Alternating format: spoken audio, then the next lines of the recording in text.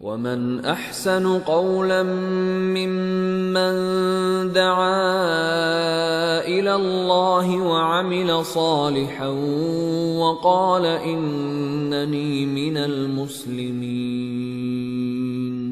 وَلَا تَسْتَوِي الْحَسَنَةُ وَلَا السَّيِّئَةُ ادفع بالتي هي أحسن فإذا الذي بينك وبينه عداوة كأنه ولي حميم. السلام عليكم ورحمة الله وبركاته. الحمد لله رب العالمين والصلاة والسلام على رسوله الأمين. أما بعد، أعوذ بالله من الشيطان الرجيم. بسم الله الرحمن الرحيم. يا أيها الذين آمنوا اتقوا الله حق تقاته ولا تموتن إلا وأنتم مسلمون. يا أيها الناس اتقوا ربكم الذي خلقكم من نفس واحدة وخلق منها زوجها وبث منهما رجالا كثيرا ونساء واتقوا الله الذي تساءلون به والأرحام إن الله كان عليكم رقيبا. يا أيها الذين آمنوا اتقوا الله وقولوا قولا سديدا يصلح لكم أعمالكم ويغفر لكم ذنوبكم ومن يطع الله ورسوله فقد فاز فوزا عظيما. قال الله تبارك وتعالى: إنهم فتية آمنوا بربهم وزدناهم هدى وربطنا على قلوبهم إذ قاموا فقالوا ربنا رب السماوات والأرض ربنا رب السماوات والأرض لن ندعو من دونه إلها. وفي الحديث قال رسول الله صلى الله عليه وسلم: سبعة يظلهم الله في ظله يوم لا ظل إلا ظله، وذكر منهم شاب نشأ في عبادة الله. الحديث كما قال رسول الله صلى الله عليه وسلم. محترم امیر صوبائی جمعیت اہل حدیث فضیلت الشیخ عبدالسلام سلفی حفظہ اللہ و دیگر محترم معزز علماء کرام، ذمہ داران پروگرام، بزرگوں، نوجوان ساتھیوں، پردہ نشین اسلامی ماں اور خواتین، پیارے اور عزیز بچوں، سب سے پہلے میں اس اللہ رب العالمین کا شکر ادا کرتا ہوں جس اللہ تبارک و تعالیٰ نے ہم سب کو اس میدان میں جمع کیا تاکہ ہم اہل علم سے کتاب و سنت کی روشنی میں دین کی باتیں سنیں اور ان کو سمجھیں اور ان پر عمل کرنے کی کوشش کریں۔ اللہ تبارک و تعالیٰ سے میری یہ دعا ہے کہ اللہ تبارک و تعالیٰ ہماری نیتوں میں اخلاص عطا فرمائے اور ہم جو سن رہے ہیں، جو سنا رہے ہیں، سب کو عمل کرنے کی توفیق عطا فرمائے، آمین۔ موضوع کی وضاحت آپ کے سامنے کی گئی ہے، میں پوری کوشش کروں گا، اللہ سے میں توفیق بھی مانگتا ہوں کہ مجھے جو وقت دیا گیا ہے اس وقت میں اپنے موضوع کو آپ کے سامنے پیش کروں۔ محترم سامعین، میرے موضوع میں دو اہم پہلو ہیں، بلکہ دو ہی پہلو ہیں۔ نمبر ایک، نوجوانوں میں بگاڑ، نمبر دو، دوسرا اس کا علاج۔ اللہ تبارک و تعالیٰ نے ہمیں ایک ایسا دین دیا ہے جو اللہ کا سچا دین ہے، اسلام، جس میں تمام مسائل کا حل موجود ہے۔ اللہ تبارک و تعالیٰ نے بہت عظیم ترین نعمت دین اسلام سے ہمیں نوازا۔ اس کے بعد پیارے نبی محمد صلی اللہ علیہ وسلم کی بعثت ہمارے لیے ایک بہت بڑی نعمت ہے جو رحمت للعالمین بن کر تشریف لائے، جنہوں نے اللہ کی کتاب کو پڑھ کر سنایا، یتلو علیہم آیاتہ، قرآن کی آیتوں کی تلاوت کرتے تھے اور لوگوں کو اس کی تعلیم دیتے تھے اور قرآن کی تفسیر پیش کرتے تھے۔ یہ اللہ عز و جل کی بہت بڑی نعمت ہے۔ اسی طریقے سے یہ جو کتاب اور سنت ہے، قرآن اور حدیث ہے، اس کو سمجھنے کے لیے اور اس کو آگے والوں تک سمجھانے کے لیے اللہ تبارک و تعالیٰ نے اپنے نبی محمد صلی اللہ علیہ وسلم کے لیے ایسے چنندہ بزرگ صحابہ کو چنا جنہوں نے اللہ کی کتاب کو، کلام اللہ کو مراد اللہ پر محمد صلی اللہ علیہ وسلم سے سمجھا، کلام رسول صلی اللہ علیہ وسلم کو، جن کو ہم حدیثیں یا سنتیں کہتے ہیں، ان کو علی مراد الرسول، رسول اللہ صلی اللہ علیہ وسلم کی مراد پر سمجھا اور عمل کیا، اور بعد والوں تک یہ نہج، یہ منہج، یہ فہم، یہ سلیس فہم پہنچا دیا۔ اللہ تبارک و تعالیٰ نے قرآنی آیات میں اس بات کو بیان کیا ہے، یہ بنیادی بات سنتے چلیں قبل اس کے کہ بگاڑ اور اس کے علاج کو آپ کے سامنے پیش کیا جائے۔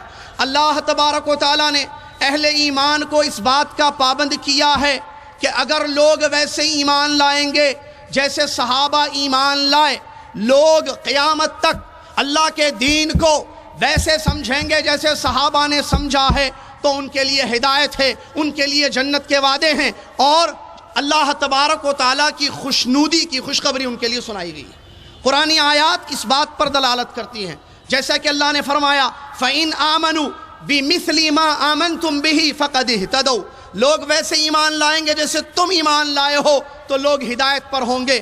مطلب اگر قیامت تک آنے والا نوجوان یا بوڑھا، مرد ہو کہ عورت، مسلمان ویسے ایمان لائے جیسے صحابہ ایمان لائے ان کے نقش قدم پر، تو ایسی صورت میں اس کے لیے ہدایت ہے۔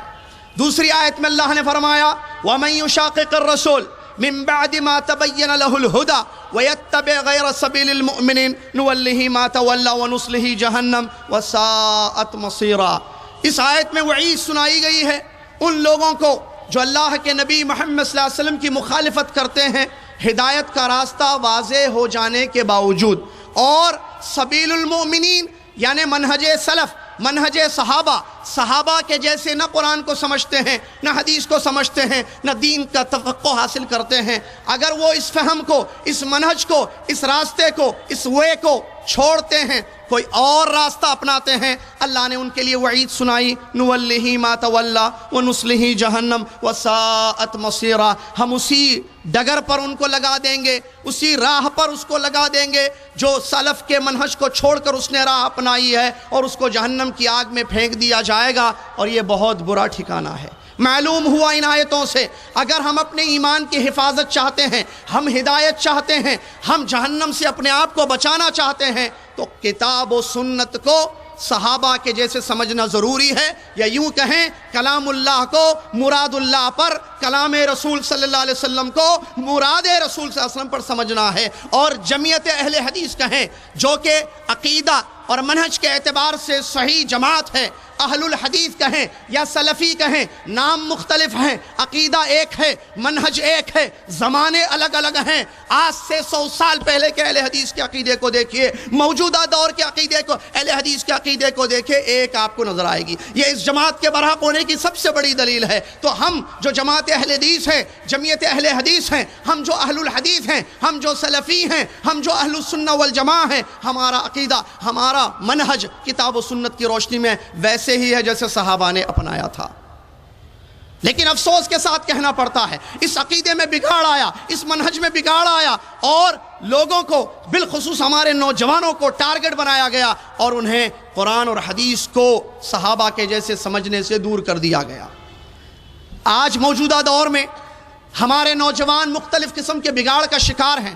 میں نے چند اہم پوائنٹس نوٹ کیے ہیں بگاڑ کے، اس کو آپ کے سامنے میں پیش کرنا چاہتا ہوں۔ سب سے پہلے جو سب سے بڑا بگاڑ آج ہمارے نوجوان میں نظر آتا ہے، وہ دین کو اپنے دماغ سے سمجھنا چاہتا ہے۔ الاستقلال بالفہم، وہ اپنی فہم سے کتاب و سنت کو سمجھنا چاہتا ہے۔ وہ چاہتا ہے کہ میں آیتوں کو اپنے دماغ سے سمجھوں، وہ چاہتا ہے کہ میں حدیثوں کو اپنے دماغ سے سمجھوں، اور وہ سمجھتا ہے اور جیسے چاہے قرآنی آیات کی تعویلیں کرتا ہے، حدیثوں کے مفہوم کو الٹ پلٹ کر کے اپنا لیتا ہے، اور ایک غلط راہ، ایک غلط منہج اپناتا ہے۔ نوجوانوں میں سب سے بڑا مسئلہ آج یہی ہے، یہ سب سے بڑا بگاڑ ہے، جبکہ معلوم یہ ہونا چاہیے اللہ جیسا کہ میں نے ابھی بتایا آپ کو کہ کتاب و سنت سلف صالحین کے فہم پر قرآن کو ضرور سمجھو لیکن اپنے دماغ سے نہیں، اپنی رائے سے نہیں، لوگوں سے نہیں، بلکہ صحابہ نے جیسے سمجھا ہے، کیونکہ اللہ نے ہمیں اس کا پابند کیا ہے۔ آیتوں سے کھلواڑ نہ کیا جائے۔ اللہ کے نبی محمد صلی اللہ علیہ وسلم کی ایک حدیث سے سماعت فرمائیے، مسند احمد میں یہ روایت آئی ہے، اللہ کے نبی صلی اللہ علیہ وسلم ایک مرتبہ اپنے صحابہ کے یہاں نکلے، باہر نکلے، صحابہ تقدیر کے بارے میں بحث و مباحثہ کر رہے تھے، تقدیر کے بارے میں باتیں ہو رہی تھیں، کوئی ایک آیت پیش کرتا، کوئی دوسری آیت پیش کرتا، اس طریقے سے آپس میں ان لوگوں میں بحث ہو رہی تھی تقدیر کے موضوع کو لے کر۔ اللہ کے نبی محمد صلی اللہ علیہ وسلم نے فرمایا، بلکہ اس سے پہلے راوی روایت کرتے ہیں اللہ کے نبی صلی اللہ علیہ وسلم کا چہرہ سرخ ہو گیا جیسے کہ انار کا دانہ۔ جب آپ علیہ السلام نے یہ حال دیکھا کہ لوگ تقدیر کے باب کو لے کر، تقدیر کے مسئلے کو لے کر آپس میں بحث کر رہے ہیں، یہ اپنی آیت پیش کرتا ہے، وہ اپنی آیت پیش کرتا ہے، یہ ایک آیت سے دلیل دیتا ہے، وہ دوسری آیت سے دلیل دیتا ہے، نبی علیہ السلام کا چہرہ سرخ ہو گیا یہ دیکھ کر۔ اس کے بعد نبی علیہ السلام نے ارشاد فرمایا ابی ھذا امرتم، کیا اس کا تم کو حکم دیا گیا ہے؟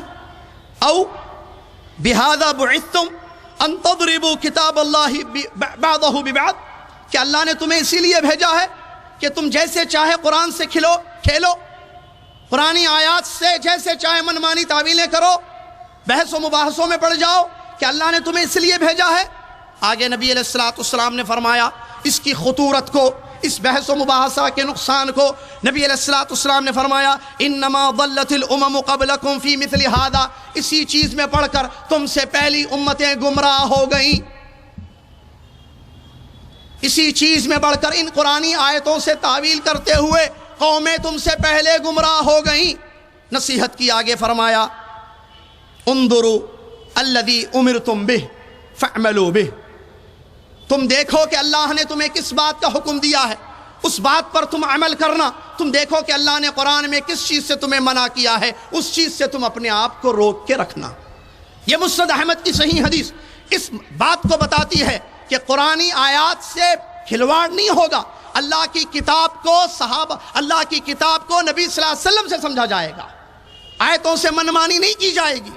ابھی دیکھیے چند دن پہلے کا واقعہ، ایک داعشی نے اپنی ماں کو اس لیے قتل کر دیا کہ قرآنی آیات کی روشنی میں وہ کافرہ ہو چکی ہیں، آیتوں کی روشنی میں اس نے آیتوں کو اپنے دماغ سے سمجھا، اس خارجی نے، اس داعشی نے اپنے دماغ سے قرآنی آیاتوں کو سمجھا۔ اماں سمجھا رہی ہے بیٹے میں مسلمان ہوں، لیکن وہ کہتا نہیں اماں تم ان آیتوں کی روشنی میں اسلام سے خارج ہو چکی ہو، اس نے اپنی ماں کا قتل کر دیا۔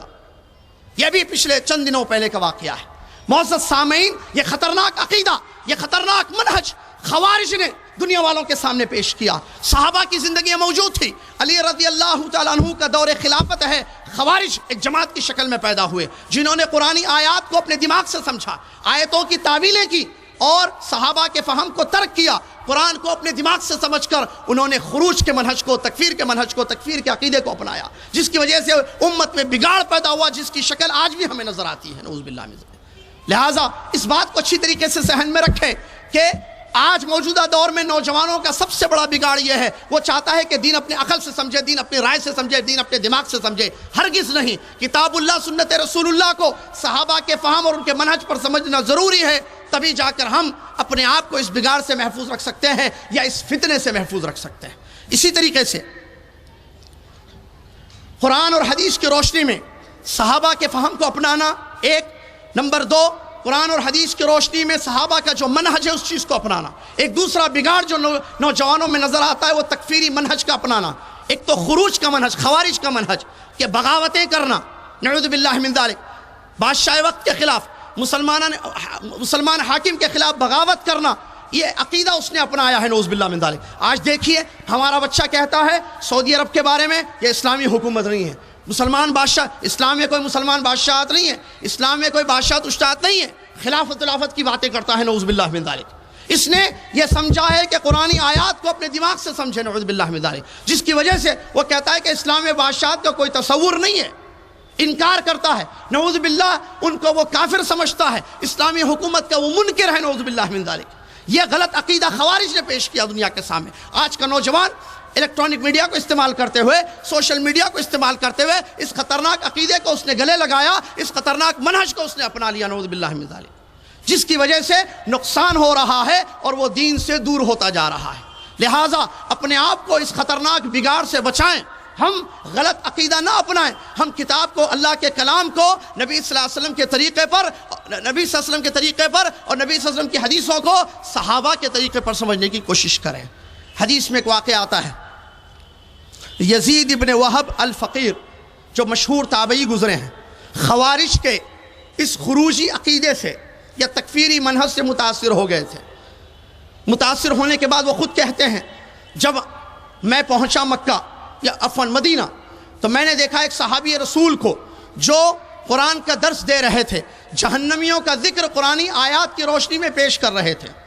تو انہوں نے یہ بات پیش کی کہ آپ کیسے جو ہے یہ آیتیں پیش کر رہے ہیں جن آیتوں میں جہنمیوں کا ذکر کیا جا رہا ہے۔ انہوں نے جو آیت پڑھی تھی وہ یہ ہے، کلما ارادوا ان یخرجوا منها اعیدوا فیہا، جب جب جہنمیوں کو نکالا جائے گا، جب جب جہنمی جہنم سے نکلنے کی کوشش کریں گے ان کو دوبارہ جہنم میں داخل کر دیا جائے گا۔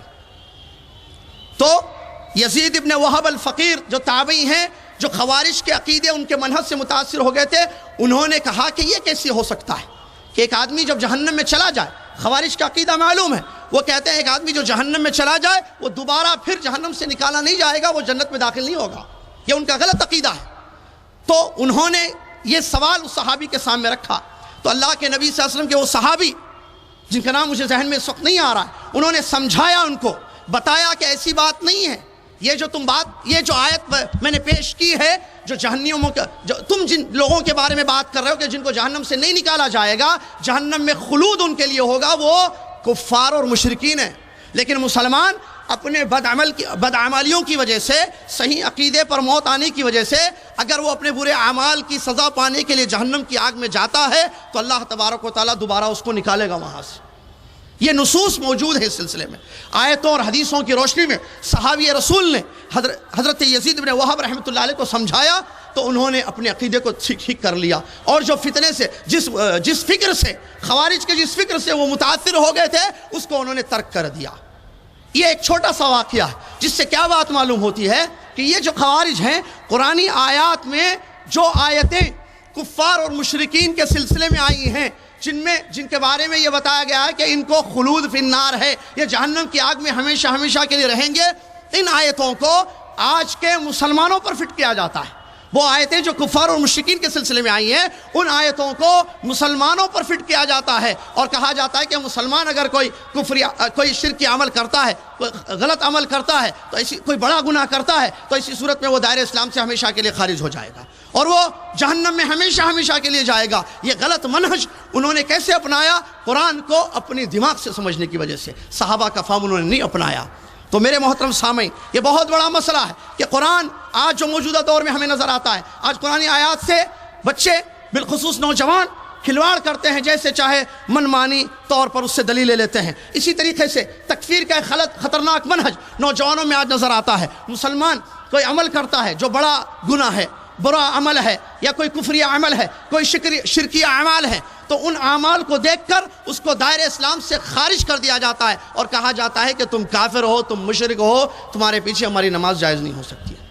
یہ بھی خطرناک منہج آج نعوذ باللہ من ذالک جو خوارج کا منہج ہے، تکفیری منہج، یہ آج کے نوجوانوں کے بگاڑ میں ایک اہم چیز نظر آتی ہے کہ بچے جو ہے کفر کے فتوے لگاتے ہیں نعوذ باللہ۔ ان کو پوچھو وہ قرآن کی ایک آیت صحیح طور سے نہیں پڑھ سکتے، ایک آیت کا ترجمہ نہیں بتا سکتے، ایک حدیث کا علم ان کے پاس نہیں ہے، لیکن وہ تکفیر کے منہج کو اپنائے ہوئے ہیں۔ کیوں؟ وہ حدیثوں میں پڑھتے ہیں، قرآنی آیتوں پہ پڑھتے ہیں، یہ کام کرنے والا مشرک ہے، یہ کام کرنے والا بدعت ہے، اہل بدع میں سے ہے، یا یہ کام کرنا کفر ہے، یہ کام شرکیہ ہے۔ ان آیتوں اور نصوص کو سامنے رکھ کر وہ سمجھتے ہیں کہ یہ کام کرنا چونکہ کفر ہے لہٰذا یہ کام کرنے والا کافر ہے، یہ کام کرنا چونکہ شرک ہے اس کی مذمت آئی ہے چنانچہ یہ کام کرنے والا مشرک ہے نعوذ باللہ من ذالک، اور اس پر مشرک اور کفر کا فتویٰ لگاتے تھے۔ یہ ایک فتنہ ہے نعوذ باللہ من ذالک جس کا شکار آج کا ہمارا نوجوان ہو چکا ہے۔ اسی طریقے سے ایک خطرناک قسم کا بگاڑ جو آج نظر آتا ہے نوجوانوں میں، وہ ہے اہل علم کو چھوڑ کر، اہل علم سے دور رہ کر وہ خود دین حاصل کرنے کی کوشش کرتے ہیں، مطالعہ کر کے، کتابوں کو پڑھ کر اپنے تئیں وہ دین کو سمجھنے کی، دین کا علم حاصل کرنے کی کوشش کرتے ہیں، اہل علم سے دور رہتے ہیں۔ یہ بھی خطرناک قسم کا ایک بگاڑ آج کے نوجوانوں میں نظر آتا ہے۔ اسی لیے عقیدے بگڑ گئے، اسی لیے منہج بگڑ گئے، اسی لیے خوارج کا منہج اپنا لیا، اسی لیے تکفیر کا منہج اپنا لیا۔ اہل علم سے دور رہنا، کتاب و سنت کو سمجھنے والے اہل علم ہیں، علماء اکرام ہیں جنہوں نے کتاب و سنت کو سمجھا ہے۔ اگر ہم اہل علم سے دور رہیں گے، علماء اکرام کی صحبت نہیں ہوگی، تو پھر ہم دین کو صحیح معنوں میں نہیں سمجھ سکتے ہیں۔ آپ غور کیجئے، خوارج کے اس عقیدے اور منہج کی وجہ کیا ہے؟ مختلف اسباب اہل علم نے ذکر کیے ہیں۔ یہ عراق میں صحابہ کے دور میں پائے گئے، یہ صحابہ کے دور میں تھے۔ عمرو بن عاص رضی اللہ تعالی عنہ، عبداللہ بن عباس رضی اللہ تعالی، جلیل القدر کبار بڑے بڑے صحابہ کی زندگیاں موجود ہیں جو علماء ربانیین ہیں، لیکن ان خوارج نے ان سے دوری اختیار کی اور قرآن و حدیث کو اپنی طریقے سے سمجھا، اپنے تئیں سمجھا، اہل علم سے دور رہے، جس کی وجہ سے وہ خوارج ہوئے اور وہ تمام وعیدوں کا شکار ہوئے جو وعیدیں اللہ کے نبی محمد صلی اللہ علیہ وسلم نے اپنی حدیث میں بیان فرمائی، جو دین سے ایسے نکلیں گے جیسے تیر شکار کو مار کر نکل جاتا ہے، جو بخاری شریف کی حدیثیں ہیں۔ یہ کیوں؟ اس کا ایک سبب خوارج بننے کا صحابہ کی صحبت سے دور رہنا، اور جو صحابہ کی صحبت میں رہے، صحابہ سے علم حاصل کیا، وہ لوگ تابعی بن گئے، اور جو صحابہ سے دور رہے، اہل علم سے دور رہے، تو انہوں نے خروج کا منہج اپنایا، غلط عقیدہ اپنایا۔ بتانے کا مقصد، آج کا ہمارا نوجوان اہل علم سے دور ہے، اور یہ بات اچھی طریقے سے یاد رکھنا، اہل باطل، دشمنان اسلام آپ کو دین سے دور کرنے کے لیے بہت ساری چالیں چلتے ہیں، بہت ساری سازشیں کرتے ہیں۔ ان میں ایک اہم سازش کیا ہوتی ہے؟ پہلے علماء کو برا بتا دو ان کی نظروں میں، یہ بکے ہوئے علماء ہیں، یہ پیسے کے علماء ہیں، یہ ریال دینار و درہم کے علماء ہیں، ان علماء کو حید و نفاس کے سوا کوئی مسئلہ نہیں معلوم، موجودہ دور کے دنیاوی امور، آج کے حالات سے یہ واقف نہیں ہے۔ اس قسم کی باتیں کر کے اہل علم کو مجروح کرتے ہیں ان کی نظر میں، اور عوام کو، نوجوانوں کو اہل علم سے دور کر دیتے ہیں۔ جب وہ علم سے دور ہو گیا، وہ روشنی سے دور ہو گیا۔ ضلالت اور گمراہی، اللہ کے نبی صلی اللہ علیہ وسلم کی وہ حدیث جس حدیث میں نبی علیہ السلام نے علم کے اٹھ جانے کا ذکر کیا قیامت کی نشانیوں میں، وہاں اہل علم نے اس حدیث کی تشریح میں یہ بات بیان فرمائی ہے، علم سے کبھی نقصان نہیں ہوتا ہے، اہل علم سے کبھی نقصان نہیں ہوتا ہے۔ جتنا خسارہ ماضی میں ہوا ہے یا موجودہ دور میں ہو رہا ہے، اس کی سب سے بنیادی وجہ یہ ہے کہ جہالت، علم کی کمی، جو آج نعوذ باللہ من ذالک نوجوانوں میں نظر آتی ہے۔ فضلوا واضلوا، جہالت سے ہمیشہ خود بھی گمراہی اور لوگوں کو بھی گمراہی ہوئے۔ علم سے کبھی انسان کو نقصان نہیں ہوتا ہے۔ آج ہمارے نوجوان اہل علم سے دور ہیں، علماء سے دور ہیں۔ آپ دیکھیے، ہر وہ نوجوان جس کا عقیدہ بگڑا ہوا ہے، ہر نوجوان جس نے غلط منہج کو اپنایا ہوا ہے، غور کر کے دیکھیے، اس کے ساتھ کوئی عالم نہیں ہوں گے، کسی عالم کے دروس کا وہ پابند نہیں ہوگا، علماء کی صحبت اس کے پاس نہیں ہوگی، جس کی وجہ سے وہ روشنی سے دور ہو گیا اور دشمنان اسلام نے اس پر حملہ کر دیا۔ اللہ کے نبی صلی اللہ علیہ وسلم کی حدیث سے اس بات پر دلالت کرتی ہے کہ اہل علم سے جڑے رہنا، اہل علم سے دور نہیں رہنا، یہ حدیث اللہ کے رسول کی دلالت کرتی ہے۔ لہٰذا یہ بہت بڑا موجودہ دور کا بگاڑ ہے کہ اہل علم سے دور رہنا۔ اسی طریقے سے ایک خطرناک قسم کا بگاڑ جو نوجوانوں میں نظر آتا ہے، وہ جماعت کو چھوڑ کر علیحدہ زندگی گزارنا۔ جماعت اہل حدیث، جمعیت اہل حدیث موضوع نہیں ہے، لیکن سب جانتے ہیں کہ یہی برحق ہے۔ ہم جماعت سے کیوں جڑے ہوئے ہیں؟ کیونکہ عقیدے کی بنیاد پر، افراد کی بنیاد پر نہیں۔ آج امیر عبدالسلام حفظہ اللہ ہیں، ہم ان سے جڑے ہوئے نہیں ہیں، ان کا عقیدہ کتاب و سنت کی روشنی میں صحیح ہے، ان کی دعوت کتاب و سنت کی روشنی میں اس لیے جڑے ہوئے ہیں۔ ہمیں فردی نسبتیں نہیں ہیں، ہمیں انڈیویجول نسبت، ذاتی مفاد نہیں ہے۔ عقیدے کی بنیاد پر ہم جمع ہیں، منہج کی بنیاد پر ہم جمع ہیں۔ تو جماعت سے جڑنا عقیدے کی بنیاد پر، افراد پر نہیں، جماعت سے جڑنا منہج کی بنیاد پر۔ اللہ کے نبی صلی اللہ علیہ وسلم کی جو حدیثیں ہیں طائفہ منصورہ کے متعلق، موجودہ دور میں کہاں ہے وہ طائفہ منصورہ جو حق پر ہے، جن کا عقیدہ کتاب و سنت کی روشنی میں، جن کا منہج کتاب و سنت کی روشنی میں، جن کی دعوت کتاب و سنت کی روشنی میں، جن کا عمل کتاب و سنت کی روشنی میں، وہ اہل الحدیث ہے، سلفی ہیں، اہل الحدیث ہیں۔ لہٰذا ایک جماعت کی شکل میں وہ قائم ہے۔ اپنے آپ کو اس جماعت سے دور کرنا، یہ موجودہ دور کا ایک بہت بڑا بگاڑ نوجوانوں میں نظر آتا ہے۔ ان کو کیوں دور کر دیا گیا؟ دیکھو، جماعت میں یہ غلطیاں ہیں، ذمہ داروں میں یہ غلطیاں ہیں۔ غلطی کس میں نہیں ہوتی؟ کل بنی آدم خطا وخیر الخطائین التوابون، سب سے غلطیاں ہوتی ہیں۔ کیا غلطی کی بنیاد پر آپ حق سے دور ہو جائیں گے؟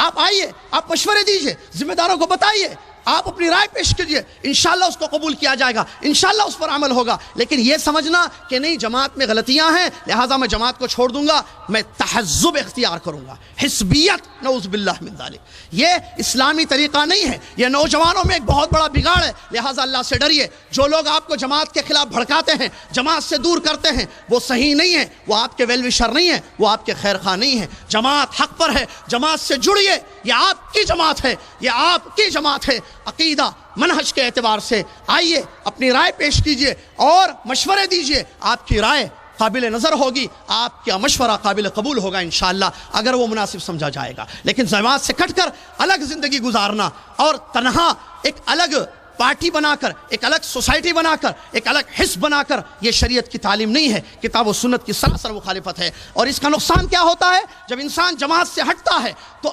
دشمنان اسلام کا اس پر حملہ ہوتا ہے. جیسے چاہے, جیسے فٹ بال کو میدان میں جیسے چاہے کھیلا جاتا ہے, کھلاڑی دائیں مارتا ہے یا بائیں مارتا ہے یا پیچھے مارتا ہے یا ہوا میں اچھالتا ہے, ویسے ان نوجوانوں کے ساتھ کھیلا جاتا ہے. اللہ کے نبی صلی اللہ علیہ وسلم کی حدیث ہے, نبی صلی اللہ علیہ وسلم نے جماعت کے ساتھ جڑنے کا حکم دیا ہے. اور مثال کیا دی ہے؟ اور وہ انسان جو جماعت سے کٹ کر رہتا ہے, مسلمانوں کی حق والی جماعت سے دور رہتا ہے, اس کی مثال نبی صلی اللہ علیہ وسلم نے دی ہے اس بکری کے جیسے جو اپنی جماعت کو, اپنی ریوڑ کو چھوڑ کر الگ چرنے لگتی ہے. تو شیر اس تنہا, اس الگ ہوئی بکری پر جلدی حملہ کرتا ہے, بکریوں کی جماعت یا ریوڑ جس کو کہتے ہیں اس پر حملہ نہیں کرتا ہے. یہ مثال اللہ کے نبی صلی اللہ علیہ وسلم نے دی ہے. آج ہمارے نوجوان کیوں ٹارگٹ بنے ہوئے ہیں, کیوں شکار ہیں؟ کیونکہ علماء سے دور, اہل علم سے دور, جماعت سے دور ہیں, جس کی وجہ سے یہ ان کے اندر بگاڑ, ان کو ٹارگٹ بنایا جا رہا ہے یا ان کے عقیدے کو خراب کرنے کی, ان کے منہج کو بگاڑنے کی کوشش کی جا رہی ہے. لہٰذا اپنے آپ کو جماعت سے جوڑنے کی کوشش کیجئے. ید اللہ علی الجماع, اللہ کا ہاتھ ہے اس جماعت پر, یہ فرقہ ناجیہ ہے, اس میں کوئی شک نہیں ہے. اسی طریقے سے محترم سامعین, بگاڑ میں سے ایک اہم بگاڑ جو نوجوانوں میں نظر آتا ہے وہ وسائل کا غلط استعمال ہے. آج کل موجودہ دور میں جو وسائل ہیں, انٹرنیٹ ہے, واٹس اپ ہے, فیس بک ہے, یہ وسائل اور ذرائع ہیں. یہ وسائل اور ذرائع ہیں, یہ ڈیپینڈ کرتے ہیں یوزر پر, مستخدم پر. اگر اس کا استعمال صحیح ہوگا تو یہ چیز آپ کے لیے فائدہ مند ہوگی, اگر اس کا استعمال غلط ہوگا تو اسی صورت میں یہ چیز آپ کے لیے بہت زیادہ نقصان دہ ہوگی. آج کا حال کیا ہے؟ ہمارے سلف صالحین, اللہ اکبر, اہل الحدیث سلفی یا سلف صالحین, کتاب و سنت, قرآن پڑھنا, قرآن سمجھنا, حدیثیں پڑھنا, حدیثیں یاد کرنا, قرآن یاد کرنا, کتاب و سنت, کتاب و سنت, یہ ان کا مشغلہ تھا. آج ہمارا بچہ فیس بک واٹس اپ, فیس بک واٹس اپ, کہاں ہے کتاب؟ قرآن نہیں پڑھتا. صبح اٹھ کر قرآن نہیں پڑھے گا لیکن موبائل کھول کر واٹس اپ ضرور چیک کرے گا.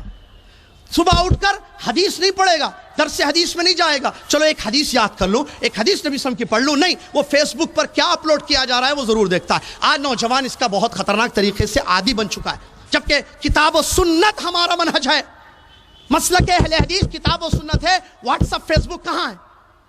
میں کہہ رہا ہوں اس کا استعمال صحیح ہو تو ٹھیک ہے, لیکن ہم نے مشغلہ اس کو صبح شام بنا دیا ہے. اس کی وجہ سے کیا ہو رہا ہے, دشمن نے جان لیا کہ یہ صبح اٹھتا ہے واٹس اپ چیک کرتا ہے, فیس بک, لہٰذا بھیجو, لو میں خلیفہ بن گیا, بیعت کرو میرے ہاتھ میں, دیکھو یہ منہج, دیکھو یہ غلط ہے, یہ جماعت غلط ہے, یہ منہج غلط ہے, یہ عقیدہ غلط, ڈالتا جاتا ہے. اس کے پاس نہ علم ہے, نہ جماعت کے ساتھ جڑا ہوا ہے, نہ علماء کی صحبت ہے, خالی ہاتھ کے جیسے ہے, ہاتھ میں فون ہے, جو چیز اس کے سامنے آتی ہے, چاہے وہ غلط عقیدہ ہو, چاہے وہ غلط منہج ہو, غلط بات ہو, کتاب و سنت کی روشنی میں اس کو وہ قبول کر لیتا ہے اور اس کا وہ شکار ہو جاتا ہے. لہٰذا ان وسائل کا صحیح استعمال کرنا, یہ ان کو صحیح ذریعہ بنانا دعوت اللہ کا, اس پر ڈیپینڈ نہیں رہنا. ہم کتاب و سنت پر ڈیپینڈ رہیں, کیونکہ کتاب و سنت اللہ کے نبی صلی اللہ علیہ وسلم اپنی امت کے لیے چھوڑ گئے اور فرمایا لن تضلوا, ہرگز گمراہ نہیں ہوگے جب تک کتاب و سنت کو تھامے رکھو گے. ہم نے چھوڑ دیا, ان ذرائع کو پکڑ لیا, جس کی وجہ سے آج ہم گمراہی کا شکار ہیں, نعوذ باللہ من ذالک. اسی طریقے سے اہل علم کی قدر نہیں کرنا, یہ بھی ایک بہت بڑا بگاڑ ہے, نعوذ باللہ من ذالک. اللہ کے نبی صلی اللہ علیہ وسلم نے بیان فرمایا وہ شخص ہم میں سے نہیں ہے جو بڑوں کا ادب نہیں کرتا, چھوٹوں پر رحم نہیں کرتا, ہمارے عالم کی قدر نہیں کرتا. یہ علماء کرام ہیں میرے بھائی, علماء. یحییٰ ابن معاذ رحمۃ اللہ علیہ ان علماء کے بارے میں بیان فرماتے ہیں العلماء ارحم للامۃ من آبائہم وامہاتہم. اللہ اکبر. یہ علماء کرام, اہل علم, یہ تمہارے امی اور ابا سے زیادہ تم پر رحم کرتے ہیں. کیوں؟ اس لیے کہ تمہاری امی, تمہارے ابا تمہیں دنیا کی تکلیفوں سے بچاتے ہیں. یہ علماء کرام قیامت کے دن کی تکلیف تکلیفوں سے تمہیں بچانے کی کوشش کرتے ہیں، یہ درس دیتے ہیں، یہ تقریر کرتے ہیں۔ انہوں نے اپنی بیوی بچوں کو چھوڑ کر یہاں تشریف لائے ہیں، یہ اہل علم ہے۔ یہ یہاں کیوں آئے ہیں؟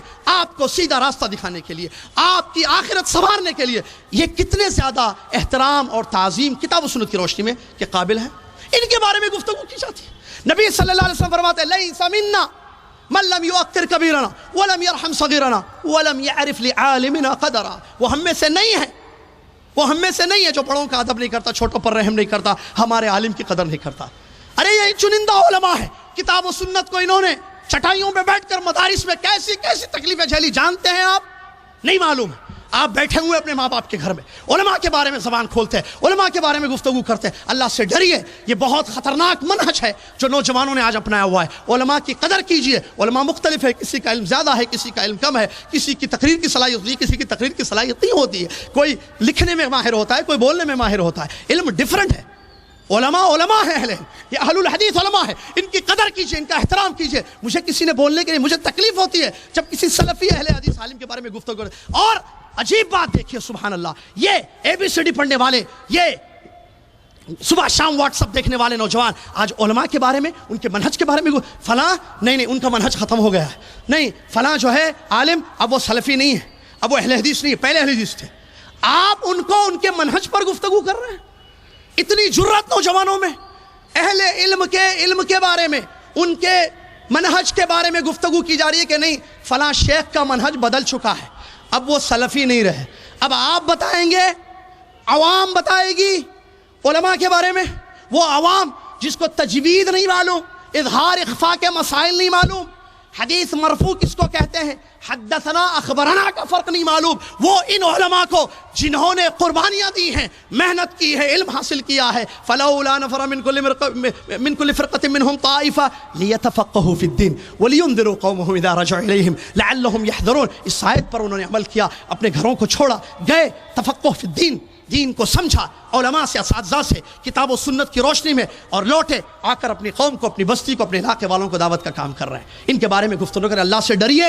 یہ علماء ہے، یہ ابن معاذ رحمۃ اللہ علیہ فرماتے ہیں یہ تمہارے ماں باپ سے زیادہ تم پر رحم کرتے ہیں، کیونکہ تمہارے ماں باپ دنیا کی تکلیفوں کو تم سے بچاتے ہیں۔ یہ علماء اکرام آخرت کے جہنم کے عذاب سے تمہیں بچانے کی کوشش کرتے ہیں، لہٰذا ان کی فکر زیادہ ہوگی۔ یہ ستاروں کے مانند، ایک سلف کہتے ہیں العلماء کالنجوم، علماء وہ حدیث نہیں، موضوع حدیث جو صحابہ کے بارے میں، یہ ایک قول ہے سلف کا، سلف میں سے کسی کا قول ہے، علماء ستاروں کے مانند ہے جن سے لوگ رہنمائی حاصل کرتے ہیں، لہٰذا ان کی توقیر کیجئے۔ ان کے مسائل اگر ہوں ان سے رجوع ہو جائیے، یہ آپ کو بتائیں گے صحیح منہج کیا ہے، یہ آپ کو بتائیں گے صحیح عقیدہ کیا ہے۔ جیسا کہ امام احمد رحمۃ اللہ علیہ کے دور میں ایک فتنہ اٹھا تھا، میرے بھائی ذرا غور کیجئے، آج بھی فتنوں کا دور ہے۔ امام احمد رحمۃ اللہ علیہ کے دور میں ایک بہت بڑا فتنہ اٹھا تھا، اور وہ خلق قرآن کا فتنہ تھا۔